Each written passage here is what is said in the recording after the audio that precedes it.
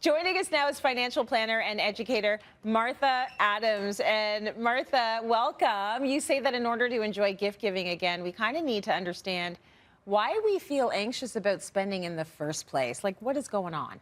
Absolutely. Our relationship with money is intricate in the first place, especially over the holidays. So to understand it more, we've got to understand our buying decisions and why we're making those decisions in the first place. And so I have a passion for helping people connect with their relationship around money so that we can shift from, a lot of negative associations when it comes to spending over to positive associations with enjoying money in our lives. Yeah, we want to enjoy money in our lives. Yes, like money's an ends to a means, right? So I think it's or a means to an end. So I think it's nice to reframe it like that. We wanted to see where the audience lands when it comes to spending, and to make it easy, you actually provided us with some financial archetypes, right? So let's take a look at the poll results. And you can see sort of where people land on the scale. Very interesting. You can see behind me, most of our viewers are hovering around the cost-conscious spender and the giver. So can you break down these archetypes for us, starting with the cost-conscious spender? What's happening with that person? So the cost-conscious spender has had a life circumstance that has really caused their holiday spending to shift significantly. So what might have happened here, well, for a lot of us, the pandemic has had a major impact. There could also be a move in their lives, or they just had a baby or perhaps another baby. And so, major life events happening there. For sure. And we know a lot of people lost their jobs during the pandemic. So like maybe this holiday is going to be one where they scale back a little bit.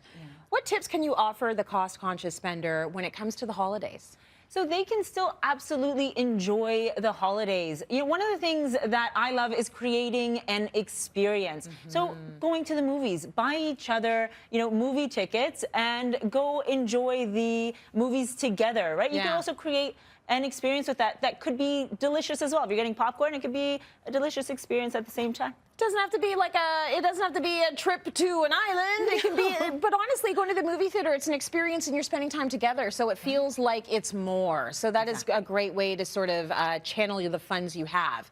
Next, we have the giver. So this is the person that I assume spends quite a bit, even maybe if they can't afford it, they're spending for others or on others. So that can be the case. I mean, the key with the giver is that they are giving so much, prioritizing others before themselves. Okay. So that could be financially, it can also be energetically. The key thing with the giver is they can deal with burnout because of that. Of course. So what advice do you have for a giver?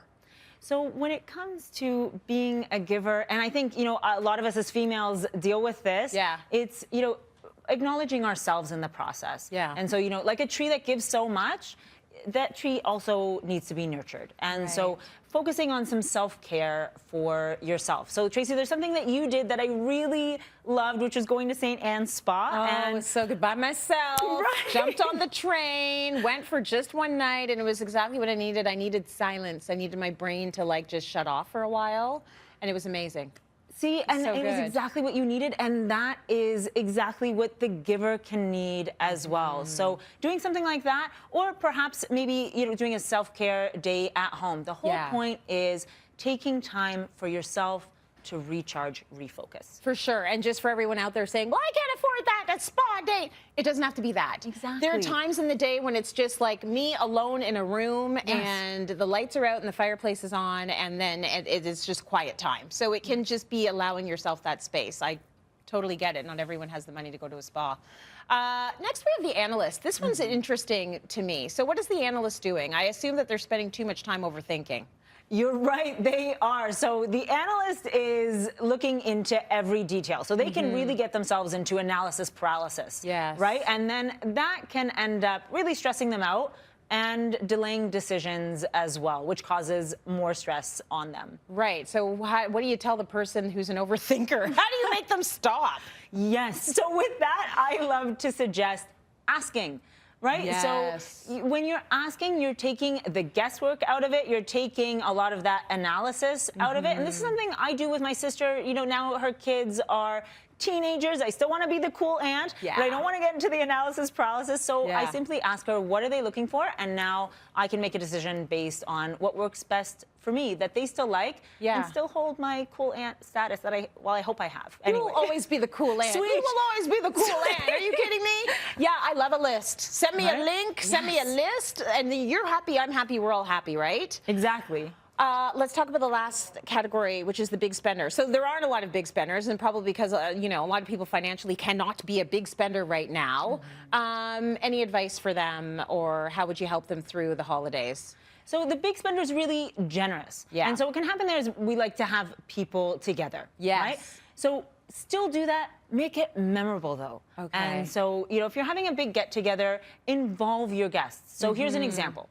If you're doing a wine and cheese, Yeah. perhaps you're bringing the cheese selection, Yeah. and every guest is bringing a wine from a different region. And now you've had that get together, made it memorable, Yeah. without the January credit card blues. Because it's not so much about the money. It's about the big thing, the big, Yes. you know, effort altogether. I love that. And I love these archetypes. So T, I'm going to bring you in here because we're talking about money, and I'm wondering where you would put yourself. There's the cost conscious, there's the analyst, there's the giver, there's the big spender. Do you see yourself in any of those? I think I'm the cost-conscious person. Yeah. I think I have a pretty healthy relationship with my money. Yeah. I definitely think for me the life event was the pandemic. Yeah. So for me that definitely has changed how I spend. I think a little bit more, but I'm not analytical. Like I don't like overanalyze, and I'm certainly not a giver either. Wouldn't fall into that category. I don't know. I think of myself first. Nothing wrong with that. Well, you know, I Nothing wrong do. with that. So I think that, yeah, I have a healthy relationship with money. I don't overspend, and if I can't afford something, I won't buy it. Yeah. But I'm not going to overanalyze it either. I enjoy my money, and I'm going to enjoy the holidays. That's right. Yeah. Yeah, enjoy your money and enjoy the holidays. That's really Yeah. the thing. But I like that you're looking into like what's happening with the brain when it comes to money. So very good. We love having you here. Thank you for that.